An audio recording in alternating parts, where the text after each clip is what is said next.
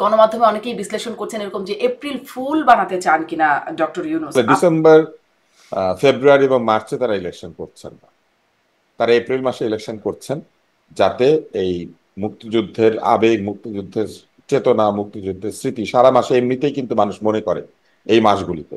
ফলে তারা ইলেকশনে এই মুক্তিযুদ্ধের প্রভাবকে খর্ব করার জন্য এপ্রিল মাসে নিয়ে গিয়েছেন নির্বাচনটা। স্যার আপনি 5 বছর থেকে যান বললে উনি থাকবেন, কিসের ভিত্তিতে থাকবেন? ভোট নিতে হবে না?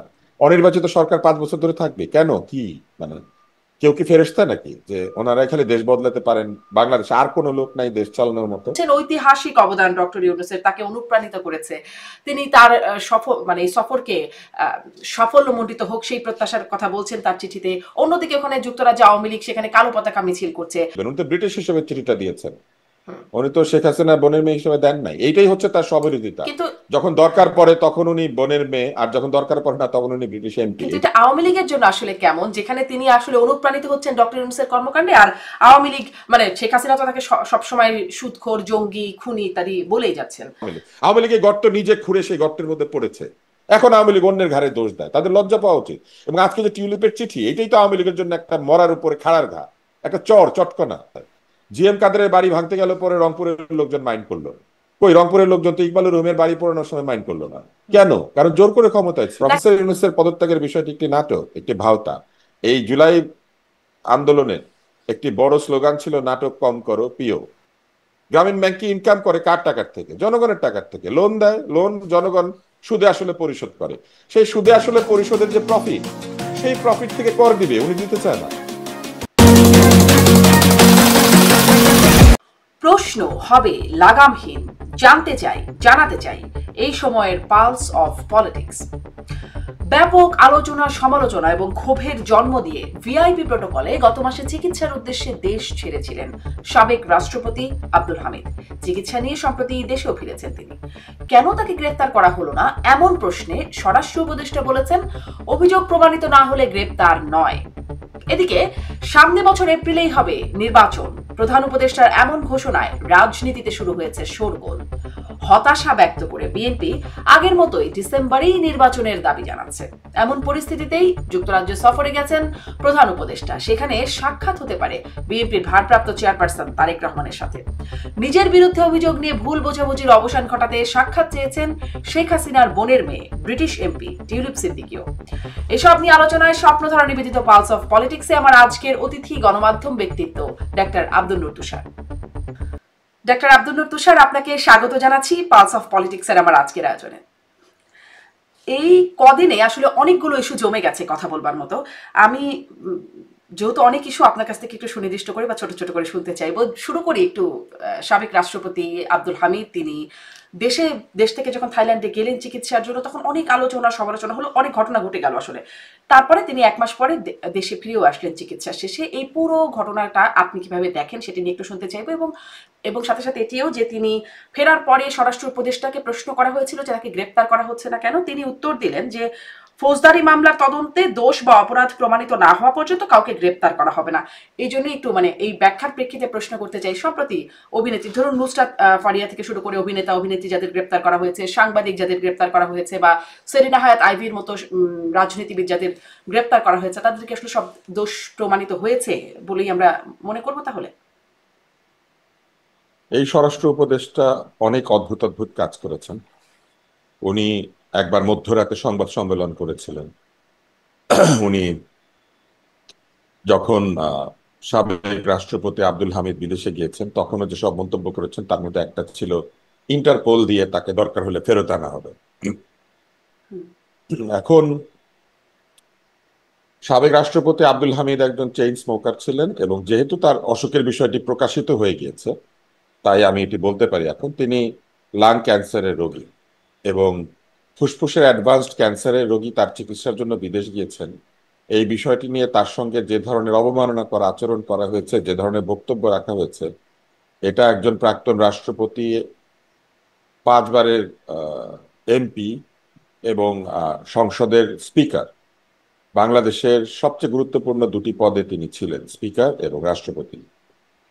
তো মোট 3টি গুরুত্বপূর্ণ পদ, তার মধ্যে 2টিতেই তিনি ছিলেন।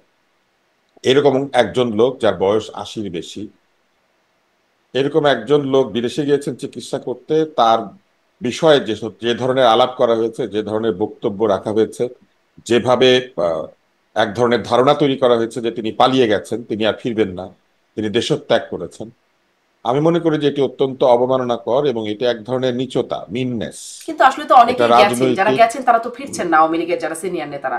তো সেটা মনে তাদের করাটা তো ফেরা না ফেরার সাথে তো তার যাওয়াটা তো না না না, তাদের যাওয়া না যাওয়া আর ওনার যাওয়া না যাওয়ার মধ্যে তফাৎ আছে।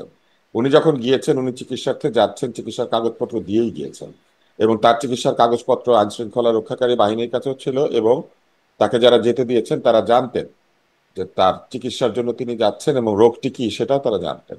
ফলে আমি মনে করি না যে অন্যদের চলে যাওয়া আর তার চলে যাওয়া একই রকম। অন্যরা চলে গিয়েছে 5ই আগস্টের আশেপাশে, অন্যরা চলে গিয়েছে 626 জনের লিস্টের মধ্যে লুকিয়ে থেকে। উনি 626 জনের লিস্টেও ছিলেন না, উনি লুকিয়েও থাকেন নাই, উনি পালিয়েও যান। উনি পালাতে চাইলে তো আগেই পালাতে পারতেন।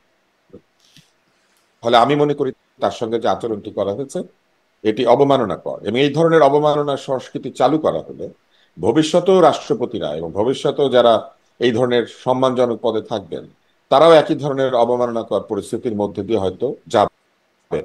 এবং এই বিষয়গুলি হচ্ছে একটি গণতান্ত্রিক রাষ্ট্র তৈরি করার ক্ষেত্রে বাধা। যারা সংস্কারের কথা বলছেন, যারা বলছেন আমাদের রাজনৈতিক সংস্কৃতি বদলাতে হবে, তারা যখন এই ধরনের আচরণ করেন তখন তাদের সংস্কারের উদ্দেশ্য এবং সংস্কারের প্রতি তাদের যে আহ, সততা, সংস্কারের প্রতি তাদের কমিটমেন্ট, এইগুলি নিয়ে প্রশ্ন করার সুযোগ ওঠে। এবং সেটাই হয়েছে। যারা বলছেন যে তারা রাজনৈতিক সংস্কৃতি বদলাবেন, তারা দেশের গণতান্ত্রিক সংস্কৃতি নিয়ে আসবেন, তারা সংস্কারের মাধ্যমে বাংলাদেশের খোলনলচে বদলে দিবেন, তারা বিগত স্বৈরাচারী শাসকদের মতোই আচরণ করছেন এবং একই ধরনের মন্তব্য করছেন যেটা তিনি এখনো করেছেন। আর নুসরাত ফারিয়াকে শুধু গ্রেপ্তার করা হয় নাই, এরকম আরো অনেককে জি। গ্রেপ্তার করা হয়েছে যাদের বিরুদ্ধে অপরাধ প্রমাণিত হয় নাই, কেবল অভিযোগের ভিত্তিতে। ফলে এই কাণ্ডগুলিও আসলে এইসব যুক্তিতর্ক দিয়ে ডিফেন্ড করা যাবে না।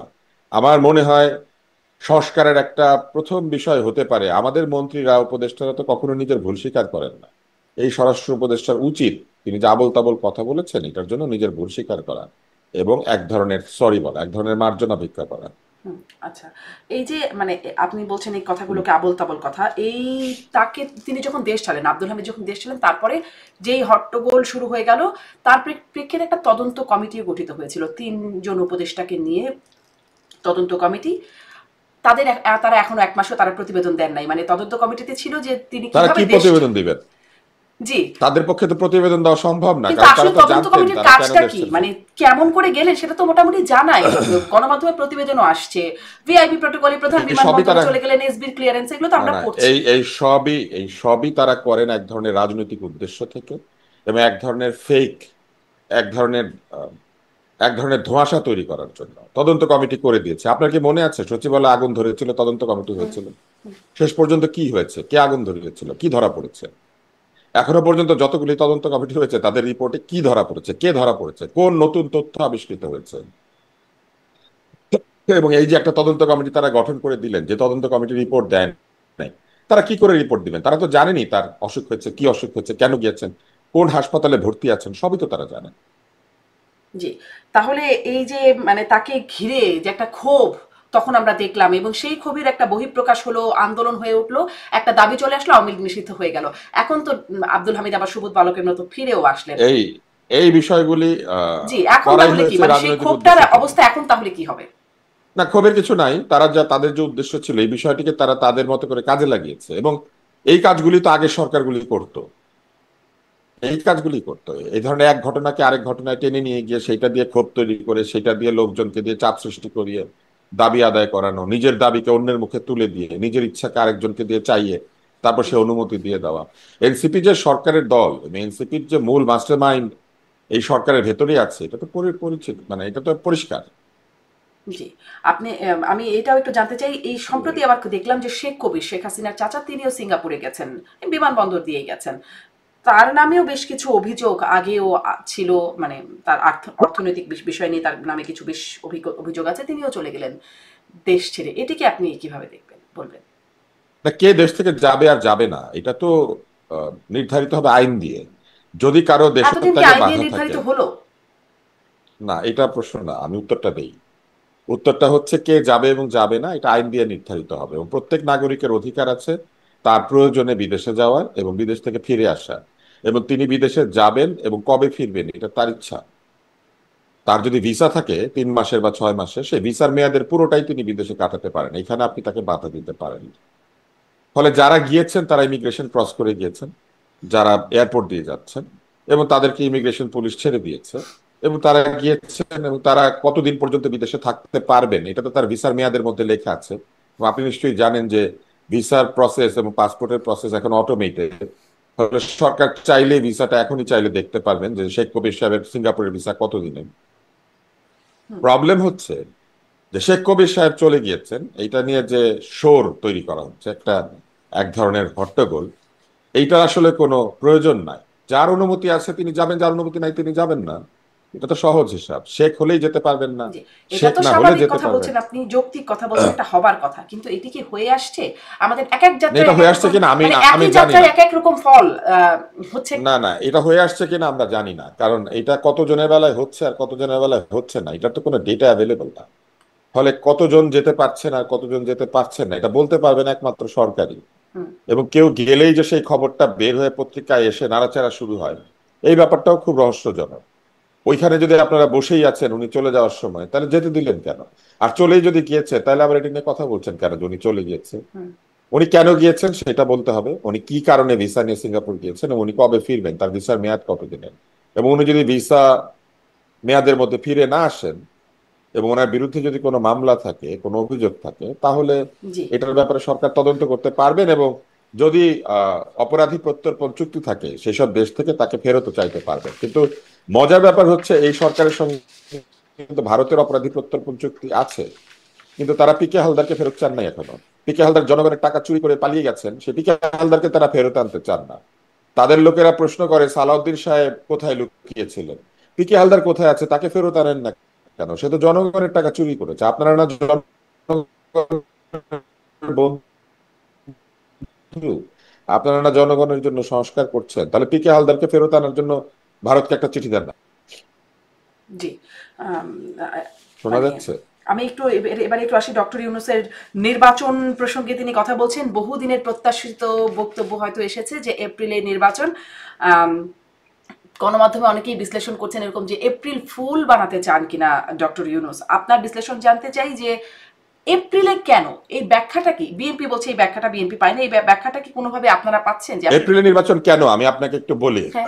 এপ- এপ্রিলে নির্বাচন এই জন্য যে ডিসেম্বর হচ্ছে বাংলাদেশের বাঙালি জাতির ইতিহাসের একটি গুরুত্বপূর্ণ মাস। ডিসেম্বর মাসে 14ই ডিসেম্বর, 16ই ডিসেম্বর আছে, এবং ফেব্রুয়ারি মাসে 21শে ফেব্রুয়ারি আছে। ফলে এই তো স্বাভাবিক, এটা মানুষের মনে আছে, কিন্তু এই মাসগুলিতে এটি আরো প্রবল হয়ে দেখা দেয়। মার্চ মাসও বাঙালি জাতির জীবন অত্যন্ত গুরুত্বপূর্ণ একটি হুম। মাস, এখানে 7ই মার্চ, 25শে মার্চ, 26শে মার্চ আছে। ফলে বাঙালি জাতির সংগ্রামের শুরু মার্চ মাসে। ফলে ডিসেম্বর, ফেব্রুয়ারি এবং মার্চে তারা ইলেকশন করছেন না, তারা এপ্রিল মাসে ইলেকশন করছেন, যাতে এই মুক্তিযুদ্ধের আবেগ, মুক্তিযুদ্ধের চেতনা, মুক্তিযুদ্ধের স্মৃতি সারা মাসে এমনিতেই কিন্তু মানুষ মনে করে এই মাসগুলিতে। ফলে তারা ইলেকশনে এই মুক্তিযুদ্ধের প্রভাবকে খর্ব করার জন্য এপ্রিল মাসে নিয়ে গিয়েছেন নির্বাচনটা। এবং একই সঙ্গে আসিফ নজরুল এটাও বলেছেন যে জানুয়ারি মাসের পরে এপ্রিলে তারা নিয়ে গিয়েছেন যাতে আরো বেশি পরিমাণে তরুণরা ভোট দিতে পারে। ফলে এই সরকার এটা ম্যানিপুলেট করার জন্য করেছেন, তারা আরো বেশি সংখ্যক তরুণদেরকে ভোট দেওয়ার সুযোগ করে দিচ্ছেন। কারণ আপনার নিশ্চয়ই মনে আছে সরকার প্রধান একটা বক্তৃতায় বলেছিলেন যে ভোটের বয়স 17 বছর করে দেন। হুম। তো ভোটের বয়স 17 বছর না করে যারা 17 ছিল তাদের 18 হওয়া পর্যন্ত অপেক্ষা করে তারপরে ভোটটা তারা দিয়েছেন এপ্রিল মাসে। এবং আসিফ নজরুল তো তার স্ট্যাটাসে এটা বলেছেন যে তরুণদের আরো বিস্তৃত অংশগ্রহণ, তরুণরা আরো বেশি ভোট দিবে, তো সেই জন্য তাতে তারা খারাপ কি? এপ্রিল মানে মাসে তরুণরা নির্বাচনটা যদি আর নিয়ে কি, গিয়েছেন। তরুণরা যদি এপ্রিলে ভোটটা, মানে এই বছরই না, ভোটাধিকার। খারাপ কিছু নাই। হ্যাঁ।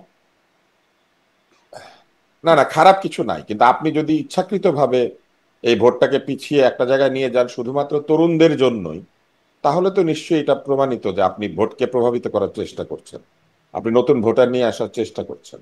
তো সেই চেষ্টা আপনি করবেন কেন? যেদিন ভোট প্রয়োজন সেদিন ভোট দিবেন। জি। যদি জুন মাসে নির্বাচন হতো তাহলে তরুণরা ভোট দিত। যদি যদি যদি এই নির্বাচনের সময়, অর্থাৎ অন্তর্বর্তী সরকার আসার 90 দিনের মধ্যে সংবিধানের নিয়ম অনুযায়ী নির্বাচন হতো, তখন কারা ভোট দিত? তারা তো ইচ্ছাকৃতভাবে ক্ষমতায় থেকে সংস্কারের কথা বলে তারপরে এপ্রিল মাসে এটা নিয়ে গেছেন। এপ্রিল মাসে এটা নেওয়ার কারণ যাই থাকুক না কেন, এপ্রিল মাস কিন্তু ভোটের জন্য খুব একটা ভালো মাস না। কারণ এপ্রিল মাসে আগে আহ, রমজান আছে, এবং রমজান মাসে মানুষজন অনেক বেশি মাত্রায় তাদের ধর্মকর্মে জড়িত থাকেন, এবং ওই সময় নির্বাচনের প্রচারণা, ওই সময় নির্বাচনী ডামাডোল, তাই না? ওই সময় একদিকে তারাবির নামাজ পড়া হবে, আরেকদিকে মাইক বাজবে। ব্যাপারটা কি এরকম? রমজানের পবিত্রতা ক্ষুণ্ণ করার সমস্ত ব্যবস্থা হুম। তারা নিয়েছে।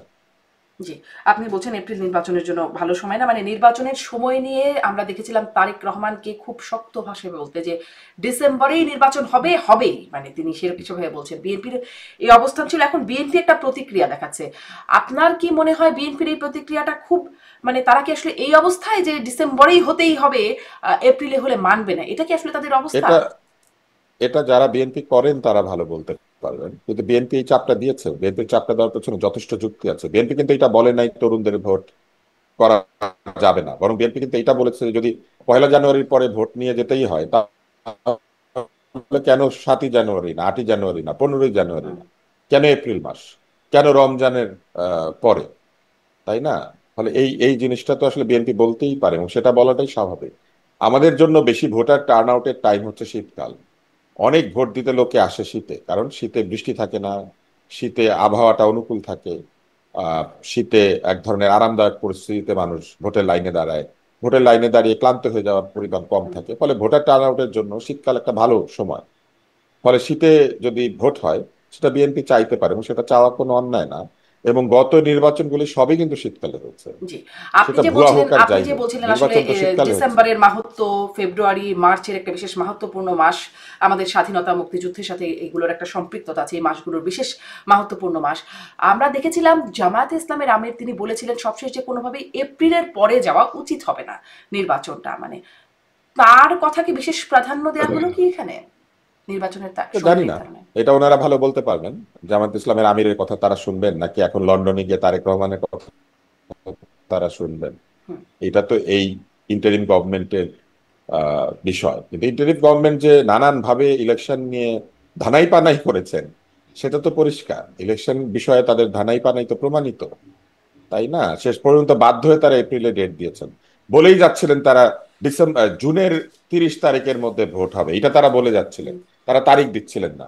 এবং যখন তারিখ দিয়েছেন, সেটা কাকতালীয় ভাবে হোক অথবা ইচ্ছাকৃত ভাবে হোক, সেটা জামাতের আমিরের দাবির সঙ্গে মিলে গিয়েছে। এখন ইন্টারিম এটার উত্তর দিবে যে তারা কি জামাতের কথা শুনে এটা করেছেন, নাকি তারা বিএনপির কথা শুনবেন। আমি মনে করি যে এই ইন্টারিম সরকারের নির্বাচন বিষয়ে তাদের যে আগ্রহ, সেটা প্রমাণিত হয় নাই। এবং তাদের বিভিন্ন উপদেষ্টাদের কথাবার্তায় ক্ষমতায় থেকে যাওয়ার আগ্রহ বেশিভাবে প্রবল হয়েছে। তাদের এক উপদেষ্টা বলেছেন জনগণ নাকি তাদেরকে গাড়ির কাচ নামালে এসে বলে আপনারা থাকেন। তারপরে তাদের প্রেস সচিব ভিডিও করেছেন, যে ইউনূস সাহেবকে সবাই বলছে স্যার আপনি 5 বছর থেকে যান। স্যার আপনি 5 বছর থেকে যান বললে উনি থাকবেন? কিসের ভিত্তিতে থাকবেন? ভোট নিতে হবে না? অনির্বাচিত সরকার 5 বছর ধরে থাকবে কেন? কি মানে, কেউ কি ফেরেশতা নাকি যে ওনারা খালি দেশ বদলাতে পারেন? বাংলাদেশে আর কোনো লোক নাই দেশ চালানোর মতো? এটা তো সেই শেখ হাসিনার থিওরি, বিকল্প নাই, বিকল্প নাই। ওনারাও শেখ হাসিনার মতো বলেন ইউনূসের বিকল্প নাই। তো এই বিকল্প নাই থিওরির মধ্যে কি বাংলাদেশ আটকে থাকবে নাকি? কিসের বিকল্প নাই? যখন আন্দোলন করেছেন তখন বলেছেন আমরাই বিকল্প, আমরাই সবার বিকল্প, আমরা একজনের বিকল্প আরেকজন। এমনকি ইউনূস সাহেব যখন বিদেশে গিয়েছেন উনি বলেছেন যে এই আন্দোলনে লিডার ছিল না, সবাই লিডার ছিল, একজন চলে গেলে আরেকজন লিডার। আর এখন তারা বলছেন বিকল্প নাই, বিকল্প নাই মানে কি? ফলে ওনাদের কথাবার্তার মধ্যে ইলেকশন বিষয়ক ধানাই পানাই আছে, এবং এইটা ওনারা নিজেরাই প্রকাশ করে ফেলেছেন। এটা ঢাকার মতো কোনো উপায় নাই। আর ওনাদের যে প্রেস সচিব, বাংলাদেশের ইতিহাসের সবচেয়ে আমি বলবো বিতর্কিত প্রেস সচিবে পরিণত হচ্ছেন। ইদানিং উনি মদ্যপান নিয়ে স্ট্যাটাস দিচ্ছেন যে উনি মদ খান না, কিন্তু ওনার লোকজন মদ খেলে উনি বসে বসে দেখেন। এতে করে উনি প্রমাণ করে দিলেন যে ওই বারের মধ্যে ওনার সাথে যদি কারো ছবি পাওয়া যায়, উনি খাচ্ছিলেন না, অন্যরা খাচ্ছিলেন। হুম। পাশাপাশি এইটাও, যে লোকটা লিক করেছে সেই বা বারের মধ্যে কি করছিল। একটা ছবি লিক হয়েছে, হুম। এটা কার ছবি আমরা জানি না, কিন্তু যারই ছবি হয়ে থাকুক, বারের মধ্যে থেকে ছবি লিক করছে যে করছে, সে বারের মধ্যে কি করে। তার মানে একটি মদ্যপায়ী সমিতি তৈরি হয়েছে, হুম। এবং সেই মদ্যপায়ী সমিতির মদ খেলে একজন বসে বসে দেখেন, তিনি খান না। আচ্ছা, একটু আসি। আপনি বলছিলেন যে তারেক রহমান এর সাথে সাক্ষাতের প্রসঙ্গ, ডক্টর ইউনূসের সাক্ষাৎ কি আসলে হবে? অনেক একটা সম্ভাবনার কথা শোনা যাচ্ছে। আর সাক্ষাৎ হলে সেখানে আসলে কি বিষয় নিয়ে কথা হবে? আবারও কি সেই নির্বাচন? মানে কি হতে পারে? সাক্ষাৎ আসলে কে চেয়েছে, কার আগ্রহে সাক্ষাৎটা হচ্ছে? আমার ধারণা যে চিফ অ্যাডভাইজারের আগ্রহী সাক্ষাৎটা হচ্ছে, হুম, কারণ চিফ অ্যাডভাইজার না চাইলে তো তার সঙ্গে কারো সাক্ষাৎ হওয়ার কথা না। ফলে যদি সাক্ষাৎ হয় এবং সাক্ষাৎটা যদি ঠিক মতো হয়ে থাকে, তাহলে এটা চিফ অ্যাডভাইজারের আগ্রহ। এবং সেখানে তিনি কি কথা বলবেন, এটা ট্রান্সপারেন্সি বজায় রাখার জন্য তাদের যেটা উচিত সেটা হচ্ছে একটি জয়েন্ট স্টেটমেন্ট দেওয়া। এই সাক্ষাৎকারের পরে তারা কি নিয়ে আলোচনা করেছেন এবং কি কি বিষয়ে একমত হয়েছে, এটা তারা একসঙ্গে বলবেন। আর যদি সেটা না পারেন, তাদের যদি ঐকমত না হয়, তাহলে আলাদা আলাদা ভাবে ডক্টর ইউনূসের পক্ষে তার প্রেস সচিব বা কেউ বা দায়িত্বশীল ব্যক্তি প্রেস স্টেটমেন্ট দিবেন, আর তারেক রহমানের পক্ষে তার কোনো দায়িত্বশীল ব্যক্তি প্রেস স্টেটমেন্ট দিবেন, এবং আমরা মিলিয়ে দেখব যে কার কথা অধিকতর বিশ্বাসযোগ্য। তবে এই সাক্ষাতের যে বিষয়টি এবং এটা নিয়ে যে আলাপ আলোচনা, এটার মধ্যে দিয়ে প্রমাণিত হয়েছে যে রাজনৈতিকভাবে তারেক রহমান এবং বিএনপি অনেক এগিয়ে আছেন, এবং তাদের সঙ্গে সাক্ষাৎ করতে হয়েছে এমন একজন লোককে যার সাক্ষাৎ পেতে বিএনপিকে অপেক্ষা করতে হয়েছে। এনসিপি সকালে গেলে, বিকালে গেলে, রাতে গেলেও সাক্ষাৎ পেয়েছে, কিন্তু বিএনপিকে অপেক্ষা করতে হয়েছে। সেই একই চিফ অ্যাডভাইজার সাক্ষাৎ করছেন তারেক রহমানের সঙ্গে, তার মানে এটা তারেক রহমানের একটা বিরয় দিন। জি। এখন ওখানে কি বক্তব্য বা কি কথাবার্তা হয় সেটা একটা দেখার বিষয় হয়ে দাঁড়াবে। একটু এটাও জানতে চাই যে টিউলিপ সিদ্দিক, সেখানকার এমপি, সাবেক মন্ত্রী, তিনিও সাক্ষাৎ প্রত্যাশা করছেন এবং তিনি একটা চিঠি পাঠিয়েছেন যেখানে তিনি বলছেন যে ভুল বোঝাবুঝির অবসান তিনি ঘটাতে চান তার বিরুদ্ধে যে দুর্নীতির অভিযোগগুলো করা হচ্ছে সে প্রসঙ্গে। এবং তিনি এটিও অভিযোগ করছেন যে তার আইনজীবীরা দুদকের সাথে, বাংলাদেশের দুদকের সাথে কথা বলবার যা যোগাযোগের চেষ্টা করছেন, দুদক তাদের সাথে কথা বলবার মানে অস্বীকার করছে কথা বলতে। এখন এই ডক্টর ইউনূসের সফরে, যুক্তরাজ্য সফরে কি সেই টিউলিপের সাথে সাক্ষাৎ হবার পরিস্থিতি দেখেন বর্তমান বাস্তবতায়? আমার ধারণা ডক্টর ইউনূস এই সাক্ষাৎটি করবেন না। এই জন্য করবেন না যে সাক্ষাতের পরে আহ এই সাক্ষাতের যে ফলাফল সেটি আহ এক ধরনের বিপক্ষে চলে যেতে পারে ডক্টর ইউনূস সাহেবের। এবার টিউলিপ সম্পর্কে একটু বলি। টিউলিপের অনেক স্ববিরোধী বক্তব্য আছে। যেমন টিউলিপ বিভিন্ন সময় বলেছেন যে তিনি ব্রিটিশ সিটিজেন এবং বাংলাদেশের রাজনীতি নিয়ে তার কোনো আগ্রহ নাই। তিনি তার নির্বাচনের সময় এটা বলেছেন। একবার গুম খুন নিয়ে তাকে প্রশ্ন করা হয়েছিল, সেখানেও তিনি বলেছিলেন, মনে করিয়ে দিয়েছিলেন যে আম ব্রিটিশ এমপি, হুম, আমার ব্রিটিশ এমপি। উনি বারবার বলেছিলেন, হুম, আমার মনে আছে, ভিডিও আছে সেটা। এবং এখনো যে তিনি চিঠিটা দিয়েছেন, উনি কিন্তু ব্রিটিশ এমপি হিসেবে দিয়েছেন। হুম, কেননা টিউলিপের রাজনীতিতে এই দুর্নীতির অভিযোগ, বাড়ি সংক্রান্ত অভিযোগ, নানান ধরনের যে হ্যারাসমেন্ট, সেটা টিউলিপের আসল রাজনীতি যেটা তিনি ওইখানে করেন, লেবার পার্টির রাজনীতি, তার উপরে প্রভাব ফেলছে। টিউলিপ নিশ্চয়ই যদি বাংলাদেশের কিছু হতে চাইতেন তাহলে এইখানে এসে রাজনীতি করতেন। তিনি ওইখানে রাজনীতি করছেন মানে তিনি ব্রিটেনেরই কিছু হতে চান। ব্রিটেনের এমপি, ব্রিটেনের মন্ত্রী, ভবিষ্যতে ঋষি সুনাকের মতো যদি প্রধানমন্ত্রী হয়ে যান, সম্ভব, ব্রিটেনের সবকিছুই সম্ভব। ফলে আমার ধারণা যে টিউলিপ এই ব্রিটিশ এমপি হিসেবে চিঠিটা দিয়েছেন তার নিজের রাজনীতির প্রয়োজনে। এখন সেই রাজনীতির প্রয়োজনটা কি? টিউলিপ দুর্নীতির অভিযোগ থেকে নিজেকে মুক্ত দেখতে চান, এবং তিনি এই দুর্নীতির অভিযোগ থেকে মুক্তি পাওয়ার জন্য এক ধরনের আলোচনায় যেতে চেয়েছেন। তিনি আহ, শেখ হাসিনার বোনের মেয়ে হওয়ার অপরাধে যাতে তাকে কোনো ধরনের হ্যারাস করা না হয়, আমার ধারণা এই জন্যই তিনি চিঠিটা হুম, দিয়েছেন। এবং চিঠিটা দিয়ে উনি একটা রাজনৈতিক খেলা করেছেন। এখন যদি ইউনূস সাহেব দেখা না করেন, তাহলে উনি বলতে পারবেন যে আমি সাক্ষাৎ করতে চেয়েছি, উনি করেন নাই।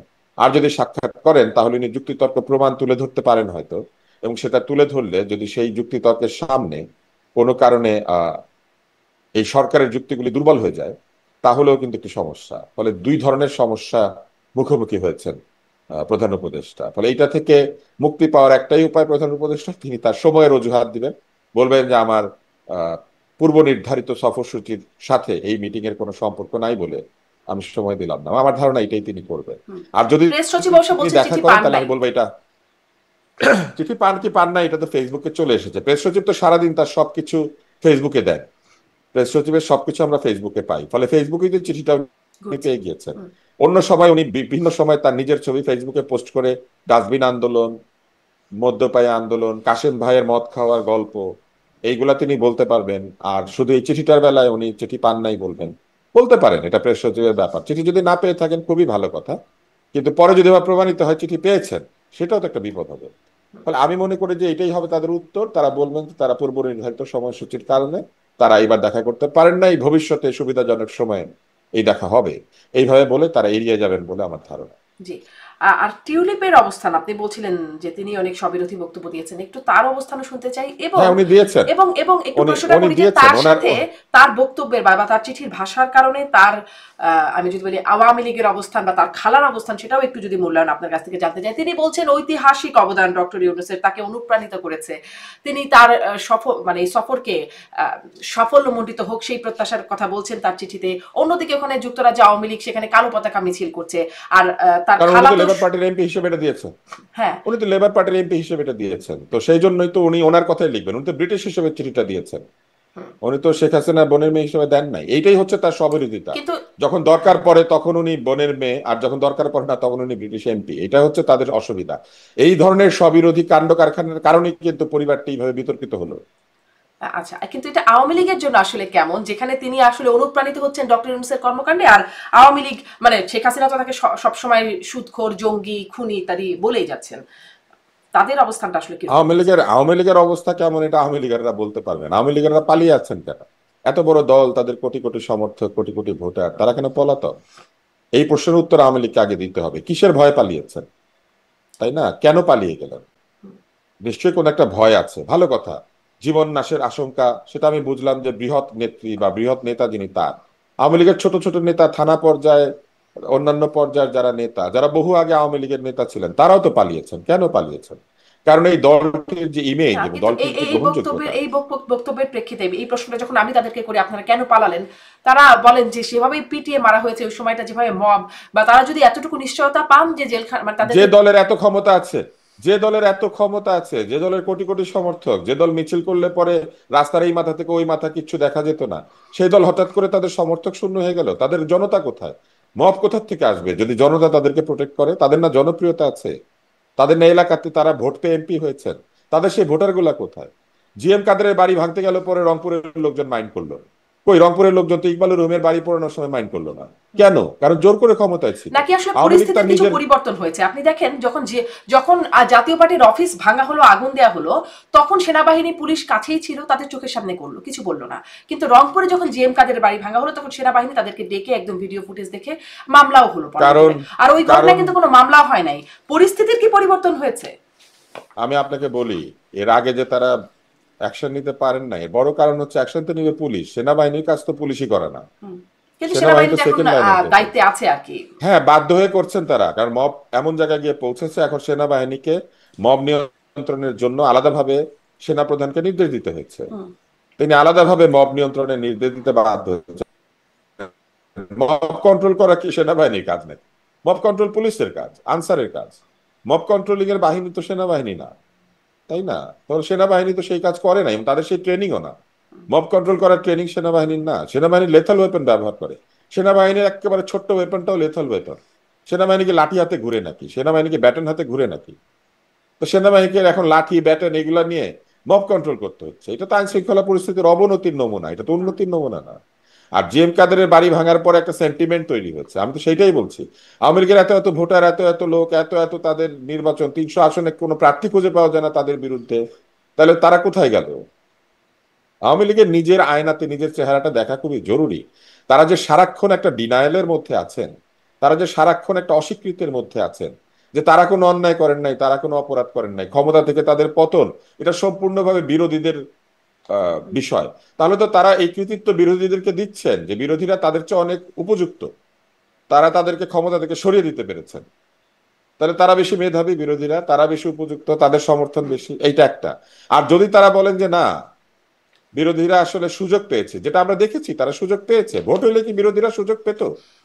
আওয়ামী লীগ যদি অর্থনৈতিক ব্যবস্থাপনায় চুরি, দুর্নীতি, ডাকাতি, ব্যাংক লুট এগুলো না করতো, তাহলে কি বিরোধীরা সমালোচনা করতে পারতো? আওয়ামী লীগ যদি তার নিজের বংশের শাসন প্রতিষ্ঠা করার জন্য এলাকায় এলাকায় দলের সমস্ত পদে বংশের লোকজন না বসাতো, তাহলে কি এই দলটা একটা মানুষের দল থেকে বংশের দলে পরিণত হতো? আওয়ামী লীগ নিজের সমালোচনা করে না। এটা হচ্ছে সবচেয়ে বড় স্বৈরাচারিত্ব। আওয়ামী লীগ এইভাবে সমস্ত মেধাবী লোকদেরকে হারিয়েছে, সমস্ত মেধাবী নেতৃত্বকে হারিয়েছে। আওয়ামী লীগের চাটা, চামচা, চাটুকার ছাড়া কিচ্ছু নাই। এবং এখনো চাটুকারিতা চলছে। এখনো তাদের ভাষ্য কে দেয়? এখনো তাদের ভাষ্য দেয় নানক। জমি দখলের অভিযোগে অমির রহমান পিয়ালরা নানককে রীতিমতো ধোলাই করছিল এই আন্দোলনের আগে, কারণ তার লোকজন জমি দখল করে। ভিওআইপি ব্যবসার জন্য তার মেয়ের নামে অভিযোগ আছে।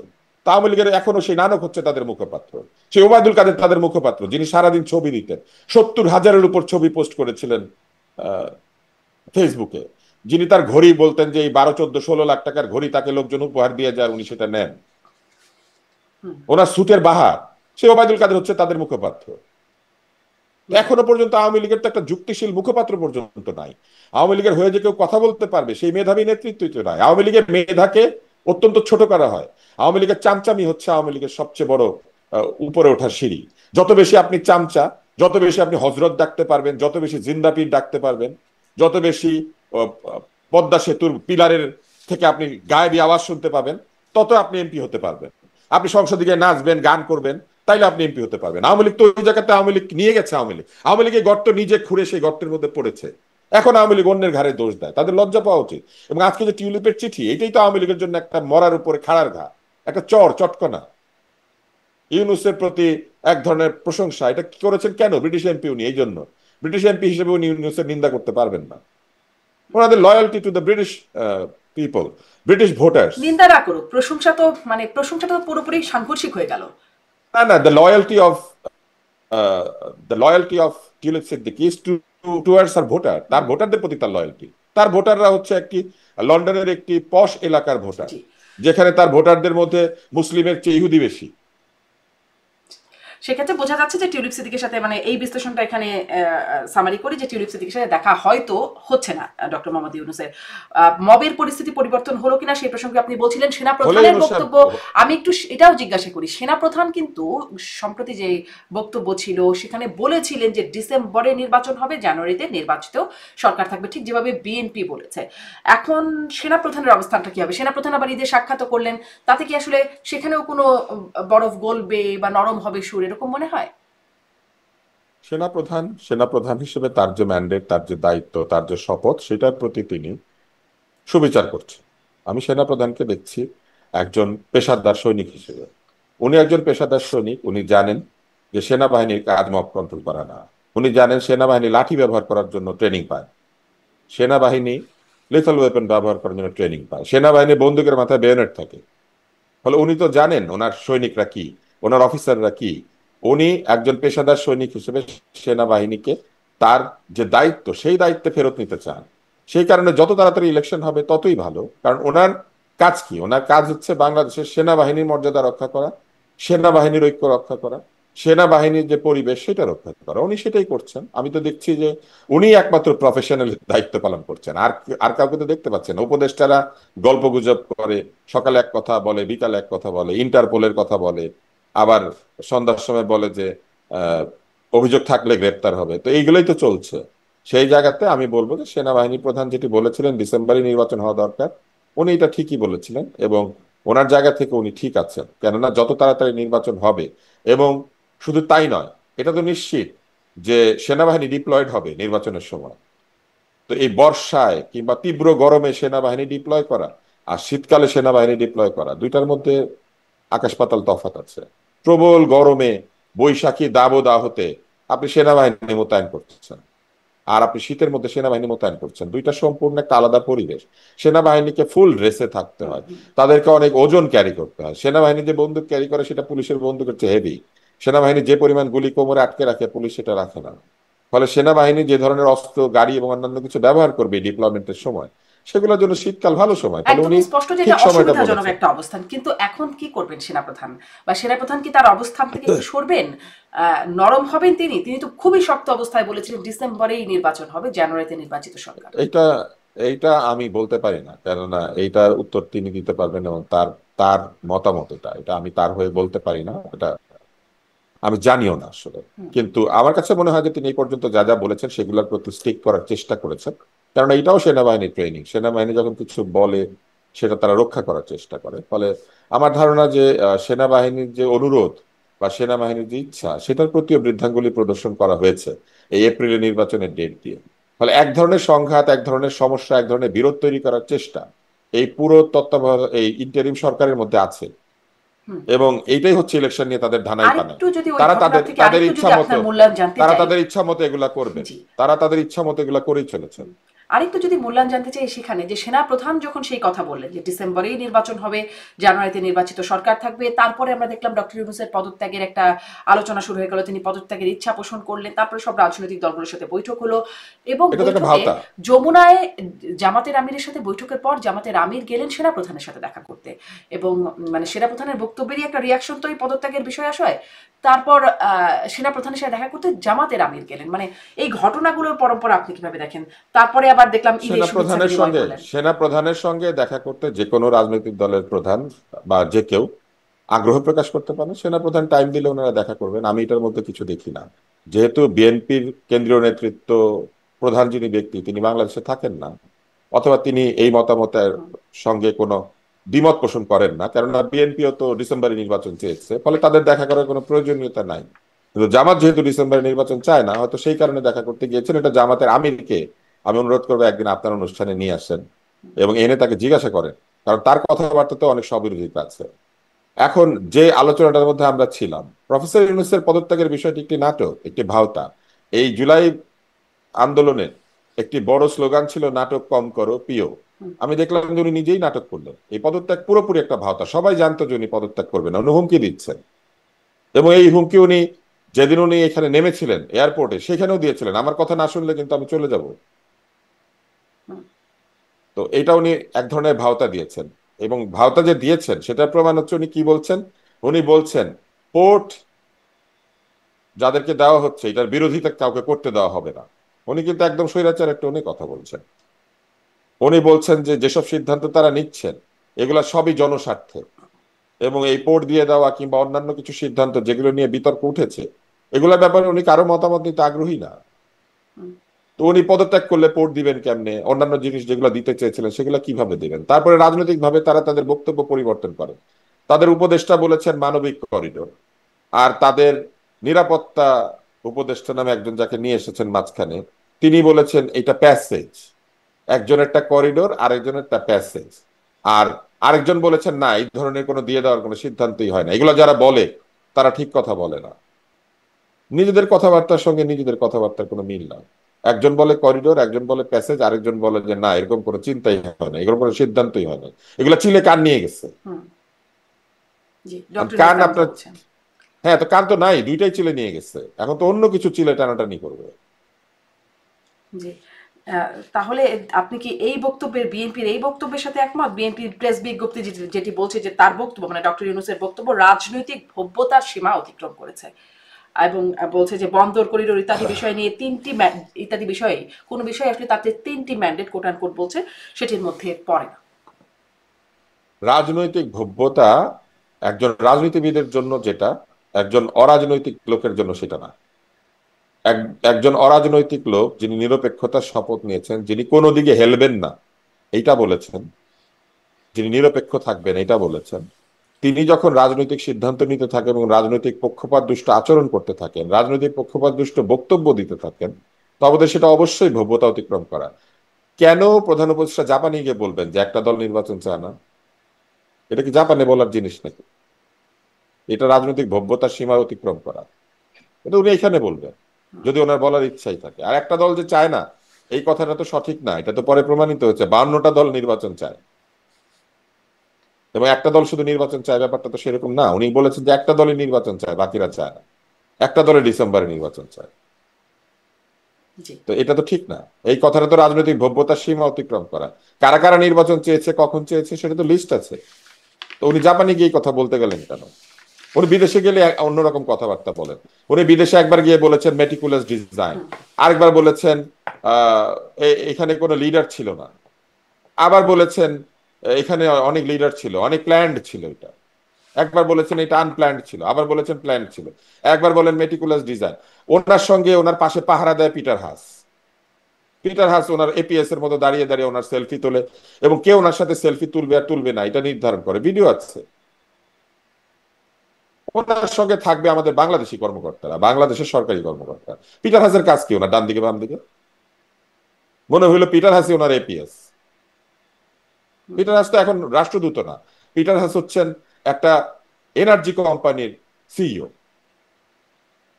তেল গ্যাস বিক্রি করে আর কিনে। তাহলে কি করেন আসলে পিটার হাস? মানে আপনি যে প্রশ্নটা করছেন এটা সেটার তো উত্তর ইউনূস কি? সাহেবের বলতে হবে। পিটার হাস ওনার পাশে দাঁড়িয়ে দাঁড়িয়ে সেলফি তুলতে দিচ্ছিলেন লোকজনকে, ওনার পাশে দাঁড়িয়েছিলেন অনেকটা লম্বা সময়।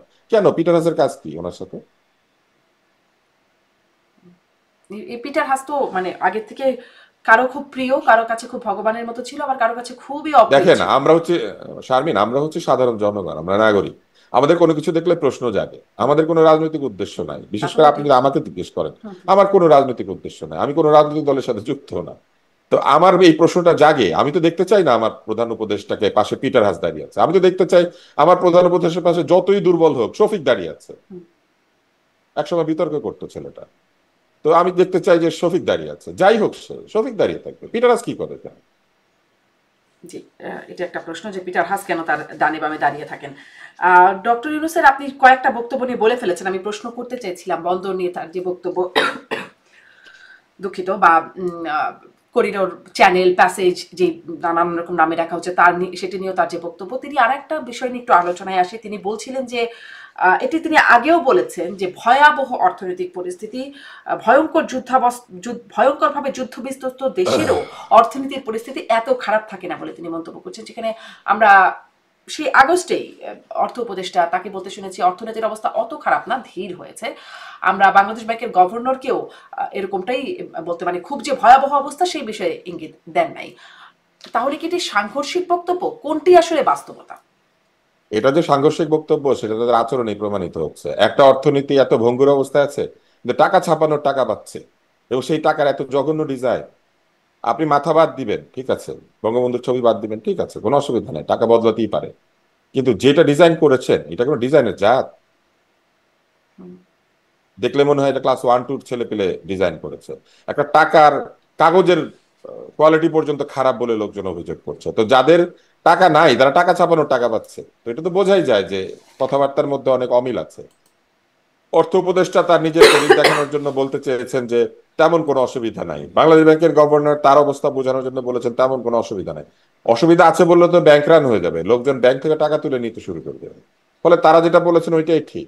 আর উনি খালি বলেন যে ভঙ্গুর অবস্থা আছে, ভঙ্গুর অবস্থা আছে। তো এত ভঙ্গুর অর্থনীতিতে ওনার প্রতিষ্ঠানগুলোর কর উনি মাফ করে দেয় কেন? কর তো জনগণের কাছে যাইতো। ওনার প্রতিষ্ঠানগুলো যদি কর দিত, ওনার প্রতিষ্ঠান যে কর দেয় সেটা কি বাপের টাকার থেকে দেয়? সেটা তো লোকজন ঋণ পরিশোধ করে, জনগণেরই টাকা, সেই টাকার উপরে কর দিতে ওনার খারাপ লাগে কেন? গ্রামীণ ব্যাংক কি ইনকাম করে কার টাকার থেকে? জনগণের টাকার থেকে। লোন দেয়, লোন জনগণ সুদে আসলে পরিশোধ করে। সেই সুদে আসলে পরিশোধের যে প্রফিট, সেই প্রফিট থেকে কর দিবে, উনি দিতে চায় না। তো এত ভঙ্গুর অর্থনীতিতে ওনার প্রতিষ্ঠানগুলি কর দিবে না, আর জাতির উপরে উনি করের বোঝা চাপাই দিবে? ওনার কাজকর্মে তো স্ববিরোধিতা আছে, এবং এটার সমালোচনা করবে লোকজন। কেউ দেবতা না, কেউ দেবতা না, আমি না, আপনি না, উনিও না। জি। এবং ওনার কাজে কর্মের যে স্ববিরোধিতা, ওনার যে কনফ্লিক্ট অফ ইন্টারেস্ট, ওনার যে সেলফ কন্ট্রাডিক্টরি স্পিচেস, সেগুলো তো এখন একটার পর একটা উনি দিয়েছেন, এবং সেখানে উনি পরিষ্কার এই কাজগুলি করেছেন। আপনি আমাকে বলেন, গ্রামীণ ব্যাংকের গ্রামীণ ফোনের যে প্রফিট হয় বা অন্যান্য জায়গাতে যে প্রতিষ্ঠানগুলি প্রফিট করে, প্রফিট তো জনগণের কাছ থেকেই করে, এবং কর হচ্ছে সেই জনগণকে কিছু টাকা ফেরত দেওয়ার উপায়।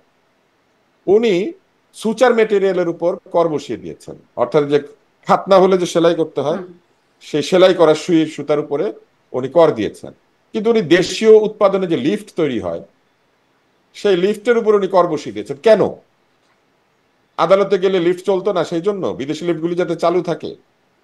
দেশি লিফটের উপরে কর বসবে, বিদেশি লিফটের উপরে সেটা বাড়বে না।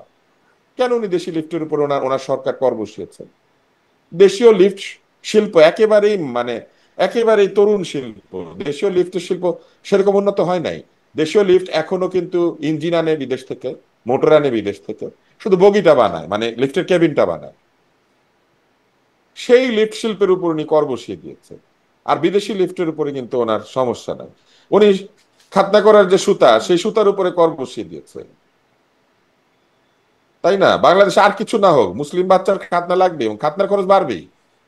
সুয়ের দাম বাড়লে, সুতার দাম বাড়লে খাতনার খরচ বাড়বে না? আর ক্যাটগাট বাংলাদেশে তার চাহিদা অনুযায়ী উৎপাদিত হয় না, সিল্ক উৎপাদিত হয় না। যে দুইটা কোম্পানি বাংলাদেশে এই সুই সুতা উৎপাদন করে তারা বাংলাদেশের পুরো চাহিদা মিটাইতে পারে না।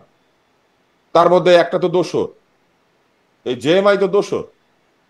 উনি দোসর কোম্পানির ট্যাক্স ইয়ে করেছে, ঠিক রেখেছে। আর বিদেশ থেকে যে সুতাগুলি আসে চাহিদা পূরণ করার জন্য, সেটার উপর উনি কর বসিয়ে দিয়েছে। কেন? উনি না স্বাস্থ্য ব্যবস্থার উন্নতি চায়? ওনার সরকার না বলেছে বাংলাদেশে স্বাস্থ্য নাই, স্বাস্থ্যের সংস্কার করবে? তাহলে তো সহজলভ্য করতে হবে, স্বাস্থ্যের যে কোনো উপকরণের উপরই ট্যাক্স থাকা উচিত না। স্বাস্থ্য উপকরণের উপর ট্যাক্স কেন থাকবে? চিকিৎসা উপকরণের উপর ট্যাক্স কেন থাকবে? মানুষ মৃত্যু পথে গেলে, অসুস্থ হলে চিকিৎসা নেয়, এবং চিকিৎসার মাধ্যমে সে তার প্রোডাক্টিভ লাইফে আবার ফেরত যায়। একজন রোগী যখন সুস্থ হয়, তার মানে হচ্ছে সে আবার উৎপাদনে ফেরত যায়। তো এটা তো বিনিয়োগ, চিকিৎসা তো একটা বিনিয়োগ, চিকিৎসা তো ইনভেস্টমেন্ট, চিকিৎসা তো খরচ না। উনি চিকিৎসার উপরে কর বসাইতে রাজি আছে, উনি লিফটের উপর কর বসাইতে রাজি আছে। ডাক্তার এক আব্দুল জায়গায় উনি এক জায়গায় উনি ওনার ওনার লোকেরা, ওনার ওনার ফরাসি উপদেষ্টা এক জায়গাতে উনি ব্যাখ্যা করে বিদেশি সুতার উপরে ভ্যাট বসিয়েছে, এটা কি অন্যায় হয়েছে? তো বিদেশি লিফটের উপরে ভ্যাট না বসিয়ে যে দেশি লিফটের উপর বসিয়ে দিয়েছে, এটা অন্যায় হয় নাই? দেশের লিফট খারাপ আর দেশের সুতা ভালো, খাতনা করলে বোঝা যায় তো। ডাক্তার আব্দুল লতিফ স্যার, এই যে তিনি বিদেশে যাচ্ছেন, মানে এটা নিয়ে অনেক কথা হচ্ছে যে 10 মাসে 11 বার বা 12 বার তিনি বিদেশে গেলেন। আপনি বলছিলেন বিদেশে গিয়ে, জাপানে গিয়ে কথা বলছেন বা বিদেশে গিয়ে নানান রকম কথা বলেন। এটি কি একটা স্বাভাবিক, মানে সংখ্যাটা 10 মাসে 11-12 বার বিদেশে যাওয়া? উনি বিদেশে যতবার গিয়েছেন রাষ্ট্রীয় প্রয়োজনে কমই গিয়েছেন। ওনার নিজের বিভিন্ন কাজকর্ম থাকে, পুরস্কার নেওয়া, ওনার নিজের কথাবার্তা, ওনার নিজের কিছু কাজ, এগুলা থাকে, এবং সেইভাবেই তিনি গিয়েছেন। এবং যেহেতু সেগুলো অফিসিয়াল ভিজিট না, এই জন্যই বিভিন্ন সময় প্রশ্ন উঠেছে যে তার পেছনে পতাকা নাই কেন। কারণ উনি পতাকা ক্যারি করে যান নাই, হুম। পতাকা মিটিং এ যান নাই, তো ফলে সেই জন্যই পিছনে পতাকা ছিল না। তো এইগুলা তো ওনারা ব্যাখ্যা করেন না, পরে লোকজন আবিষ্কার করেন। আমার মনে হয় যে এতবার বিদেশে যাওয়া এটা আসলে তার অভ্যাসের অংশ। তিনি সারা জীবনে বিদেশেই বেশি সময় কাটিয়েছেন, দেশে কম। তো বিদেশে গেলে তার আয় হয়, তার তো ব্যক্তিগত আয় বক্তৃতা থেকে হয়, তিনি অনেক টাকা পান বক্তৃতা দিলে। তিনি তো একজন সেরা বক্তা পৃথিবীর, এবং তার বক্তৃতা শোনার জন্য বিদেশিরা টাকা পয়সা দেয়, তার বক্তব্য শোনার জন্য তারা ডিনার মিটিং অর্গানাইজ করে, হাজার হাজার ডলার সেখানে দিয়ে তারা ডিনার প্লেট কিনে। ফলে তার উপস্থিতি বিদেশে প্রয়োজন হয়, বহু মানুষের স্বার্থের সঙ্গে তার বিদেশ যাত্রা জড়িত আছে বিদেশে, ফলে তাকে যেতে হয়। ফলে তিনি গিয়েছেন, এবং তিনি যে এরকম বিদেশে যাবেন এটা তো আমরা আগে থেকেই জানি। এটা উনি 2008 সালে যখন, 7 সালে যখন দল বানাতে নিয়েছিলেন, 6 সালে, আপনার নিশ্চয়ই মনে আছে, ওনার দলের উনি নাম দিয়েছিলেন ইউনুস মঞ্চ, প্রথমে নাম দিয়েছিলেন ইউনুস মঞ্চ, কাগজপত্র আছে এগুলো। তো ওই সময় তো উনি এরকম বিদেশেই যাতায়াত করতেন সারাক্ষণ, এবং আমরা তখন কিছু লোক জানতে চেয়েছিলাম তার কাছে যে আপনি যে দল বানাবেন, আপনি তো বিদেশেই থাকেন, তাহলে দল চালাবে কে? কি উত্তর এসেছিল? উত্তর আসে না, উনি এগুলোর উত্তর কখনো দেন না। উনি এখনো কি উত্তর দেন? উনি কি কোনো কথার উত্তর দেন? উনি কোনো কথার উত্তর দেন না। আপনি দেখবেন যে হি নেভার অ্যান্সার্স টু জি। এনিবডি। রাজনীতিকদেরও সেরকম একটা কমপ্লেন যে তিনি শোনেন, হাসেন, কিন্তু কথাগুলোর উত্তর বা তার পক্ষ থেকে কোনো কথা আসে না। শেষ হি শেষ never replies because this is a very good thing. আপনি যদি রিপ্লাই করেন, মানুষ আপনার মনোভাব বুঝতে পারবে। আর আপনি যদি রিপ্লাই না করেন, যেমন আমরা বোকা উজবুক, আমরা যে মানুষের কথা রিপ্লাই করি, কথা বলি, এর কারণ হচ্ছে আমরা মনে করি কথা বলাটা একটা অধিকার। কথা শোনা যেমন অধিকার, কথা বলা অধিকার, প্রশ্ন করা তার চেয়ে বেশি অধিকার। এবং অন্যের ভুল ত্রুটি ধরিয়ে দেওয়ার জন্য কিছু মানুষ সমাজে লাগে। আমরা কেউ কেউ নিজেকে ওই জায়গাতে মনে করেছি, এটা ঠিক নাও হতে পারে, কিন্তু আমরা মনে করি যে আমরা মানুষের ভুল ত্রুটি নিয়ে কথা বলবো, যাতে করে আমাদের আমাদের ঘোড়া বলেন কিংবা আমাদের গাধা বলেন ঠিক রাস্তায় থাকে। কিন্তু এই যে কথার উত্তর না দেওয়া, এটা কিন্তু is a very good technique, কারণ তাহলে আপনার মনোভাব কেউ বুঝতে পারবে না। অপেক্ষাকৃত কম সমালোচনাও সম্ভবত হবে তাতে। কথা। সমালোচনা হয়, সমালোচনা হয়, কিন্তু আপনি দেখবেন যে ওই সমালোচনার ওনার কোনো উত্তর নাই। ওই বিন বিন সাহেবরা উত্তর দেয়। এই যে ধরেন শফিক সাহেব উত্তর দেয়, ওনার ওনার বিষয়ে শফিক সাহেব সব উত্তর দেয়, এবং যাই যে কারণে উত্তরগুলো অনেক সময় কেচে যায়, উত্তরগুলো খারাপ হয়। শেষের দিকে চলে আসছি, একদম শেষ প্রশ্ন, মানে যেটি দিয়ে মাঝখানে কথা বলছিলেন, নির্বাচন বহুল আলোচিত সময় এপ্রিলে। আপনি বলছিলেন যে অসুবিধাজনক সময়ে নির্বাচন হওয়ার জন্য বিএনপি আপত্তি করছে, আর সেনাপ্রধানের অবস্থানের সাথে সেটি মিলছে না। এখন এখনো অনেকের সন্দেহ, বিএনপি অনেক সহ অনেকেই সন্দেহ করছেন, আসলে কি এপ্রিলে নির্বাচন হবে? উনি যেহেতু বলেছেন এপ্রিল ওনাকে নির্বাচন করতেই হবে, না করলে উনি যে ভাওতা দিয়েছেন সেটা আরেকবার প্রমাণিত হবে, ওনার উপরে মানুষের আস্থা নষ্ট হয়ে যাবে। ফলে ওনার পক্ষে এপ্রিলের পরে যাওয়ার কোনো সুযোগ নাই। তাহলে ওই যে ওনার এগিয়ে আবহাওয়া, আসার সুযোগ রোজা আছে। ইত্যাদি, বিএনপি বলছে যে এগুলো সব মিলিয়ে একটা ইস্যু তৈরি করা হবে সেই সময়, মানে এরকম কোনো ইস্যু দিয়ে নির্বাচন আর পিছিয়ে দেওয়ার কোনো উনি যদি সম্ভাবনা? সেগুলা সত্যিই করেন, উনি যদি সেগুলা সত্যিই করেন, তাহলে তো ওনার উপরে মানুষের আস্থা শেষ হয়ে যাবে। তখন প্রমাণিত হবে যে ইলেকশন নিয়ে তার আসলে সদিচ্ছা নেই। ফলে ওনাকে ইলেকশন করতে হবে, এপ্রিলের মধ্যে করতেই হবে, কোনো উপায় নাই। এবং তারিখও তো তারা দিয়েছেন একটা। হুম, প্রথমার্ধে। ফলে এর, হ্যাঁ, এটা করতেই হবে, 15 তারিখের মধ্যেই হয়ে যাবে এপ্রিলে তারা বলেছেন। 14 তারিখে হবে না, পহেলা বৈশাখ। হুম। ফলে নিশ্চয়ই এটা 13 তারিখ 12 তারিখ কোন একটা সময় হবে, অথবা 15 তারিখে হবে, পয়লা বৈশাখের পরের দিন। এবারও গাধার মূর্তি, অমুকের মূর্তি, তমুকের মূর্তি একটা বানাবে কিছুই, তার সংস্কৃতি উপদেষ্টা। তো এগুলো একটা কিছু তৈরি করবে। তো করে তারা পয়লা বৈশাখ করে হয়তো ইলেকশনটা করবে, অথবা আগে করবে, যাই করুক, এটার পরে যাওয়ার তো কোনো সুযোগ তার নাই। এটা করলেই তো উনি ভাওতা দিয়েছেন, এটা প্রমাণিত হবে। তাহলে ফলে আবার ওনার মানে আর অনেক উপায় নেই। অনিশ্চয়তা, আপনাদের কাছ থেকে অনেকবার শুনতাম যে কবে হতে পারে নির্বাচন, অনেক রকম মানে অনিশ্চয়তা ছিল। তাহলে সেই সব কেটে গেল, এখন এপ্রিলে নির্বাচন, এটি মোটামুটি স্পষ্ট হয়ে গেল আমাদের সামনে। এটা তাকে করতেই হবে, উনি না করলে উনি ভাওতাবাজ হিসেবে প্রমাণিত হবেন। উনি যে নাটক করেন এটা মানুষ বুঝবে। ফলে ওনার পক্ষে পিছিয়ে আসা বুঝলে সম্ভব কি না। আসা এখন যায়? এখন যদি এরকম একটা পরিবেশ তৈরি করা হয় যে পরিবেশের কারণে ইলেকশন হবে না, মানুষ কিন্তু ওনাকে দুষবে এবং ওনার সরকারকে দুষবে। দুষলেই বা যে কি এই আসা যায়? পরিস্থিতি, না দুষলে কি আসে যায়, সেটা তো জনগণ কি জিনিস বাংলাদেশের, এটা শেখ হাসিনা টের পেয়েছেন। তাই 15 না? বছর ফলে বেশি সময় লাগলো তার সেটি টের পেতে। না, 15 বছর যে লাগবে এমন কোনো কথা নাই। এরশাদের 9 বছর লেগেছিল, তাই না? তো কার কয় বছর লাগবে এটা বলা মুশকিল, কিন্তু এটা তো ঠিক, এটা তো আমরা বুঝতে পারছি যে সেনাবাহিনী ডিসেম্বরে নির্বাচন চায়। তাহলে নিশ্চয়ই এপ্রিল মাসের পরে উনি এটা চলে যেতে চাইলে নিশ্চয়ই সেনাবাহিনী সেটা চাইবে না, অন্যরাও চাইবে না, আমলারাও চায় আগে নির্বাচন হোক। কেননা সবাই একটা লেজিটিমেট গভর্নমেন্টের আন্ডারে সার্ভ করতে চায়। বাচ্চা কাচ্চা নির্দেশ শুনে, তাদের ধমকাধমকি শুনে, পড়ালেখা কইরা আসেন এইসব শুনে, তাই না, পরীক্ষা দেন অটো পাস, এই অটো পাসদের কথায় কি দেশ চলবে? এটাই কি আমাদের দেশের কথা ছিল? এটাই সংস্কার? তো এটা তো চলবে না। ফলে এটা উনি এপ্রিলে ইলেকশন না দিলে আহ, অত্যন্ত একটা, আমি বলবো যে বিব্রতকর পরিস্থিতি হতে পারে, এবং সেই বিব্রতকর পরিস্থিতির জন্য মানুষ তাকেই দোষ দেবে। জি। ডক্টর আব্দুল নতুর স্যার, অনেক ধন্যবাদ আপনাকে। আমরা দেখি আসলে এপ্রিলে নির্বাচন, তার আগে বিএনপি কি করে বা সেনাবাহিনীর পক্ষ থেকে কিছু আসে কিনা। নিশ্চয়ই সেই বিষয়গুলো আমরা দেখবো। অনেক ধন্যবাদ আপনাকে এতক্ষণ সময় দেওয়ার জন্য, যুক্ত হওয়ার জন্য। ধন্যবাদ স্যার। ধন্যবাদ দর্শক এতক্ষণ সাথে থাকার জন্য।